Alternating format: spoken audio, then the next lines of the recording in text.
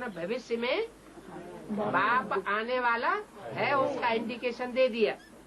बाप आवेगा, कुछ तो सौगात लावेगा ना, यानी आने मात्र से ही जो भी ब्रह्मा की औलाद होंगे, आदि ब्रह्मा की औलाद, संपूर्ण ब्रह्मा की औलाद,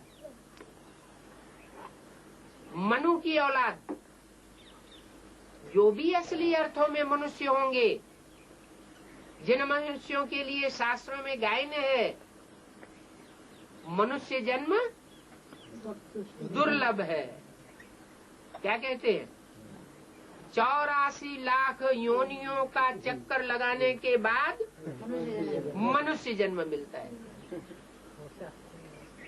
तो असली मनु की औलाद मनुष्य जन्म ये हुआ जब परमात्मा बाप के रूप में इस सृष्टि पर प्रत्यक्ष होता है। तो बाप आवेगा तो कुछ तो सौगात लावेगा। क्या सौगात लावेगा? बाप आएगा तो जो भी बच्चे हैं मनु की औलाद मनुष्य, वो मनन चिंतन मंथन करके अपनी बुद्धि में ये बात फिक्स कर लेंगे, दृढ़ निश्चय पूर्वक ये बात बुद्धि में बैठ जाएगी कि अब नई दुनिया आने वाली है।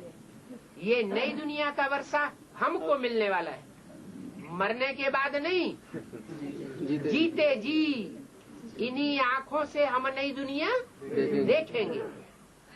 तो बाप आवेगा तो कुछ तो सौगात लावेगा। तो क्या सौगात लाता है? तीरी पर बहिष्ठ लाता है। उन्होंने तो सिर्फ चित्र दिखाई दिया। क्या? कृष्ण का चित्र बनाया और उसकी हथेली पर स्वर्ग का चित्र रख दिया। अब अर्थ भी तो समझना पड़े। तो वास्तव में उसका अर्थ ये है कि हमारी बुद्धि रूपी हथेली में जैसे ही हम मनु की औलाद मनुष्य बनते हैं, हमारी बुद्धि रूपी हथेली में वो नई दुनिया रूपी स्वर्ग का सारा खाका बुद्धि में उतर जाता है। तुम जानते हो हमारे लिए बाबा ने तीरी पर बहिष्ठ लाई है। क्या? वो तो कृष्ण को दिखाते हैं, कृष्ण की बात नहीं है। अगर है भी कृष्ण की बात तो सतयुग के कृष्ण की बात है या संगम युगी कृष्ण की बात है?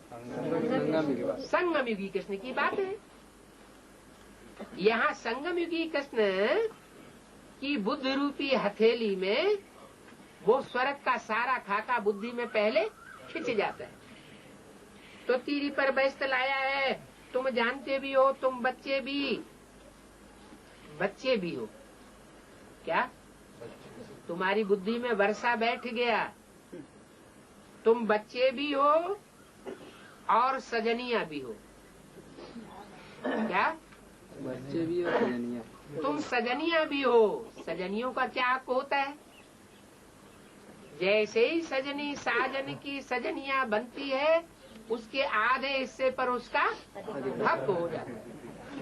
तो संगम युगी कृष्ण का बुद्धि में अगर ये तीरी पर बहिष्ठ दिखाई गई है, वो वर्षा उसकी बुद्धि में बैठ जाता है। तो जो भी सजनिया है, वास्तव में उन्होंने तो कृष्ण का नाम डाल दिया। कृष्ण है या वास्तव में शिव है? शिव है। तो शिव की तुम सजनिया हो तो आधा हिस्सा तुम्हारा ऑटोमेटिक हो ही जाता है। तुम्हारे लिए मैंने कितनी अच्छी सौगात लाई है। कौन सी सौगात लाई है?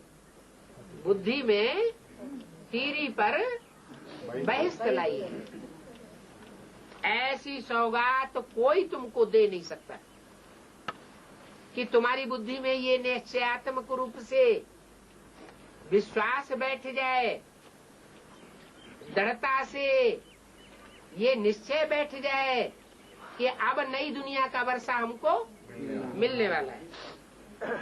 जीवन मुक्ति धाम जाते हो, वाया मुक्ति धाम।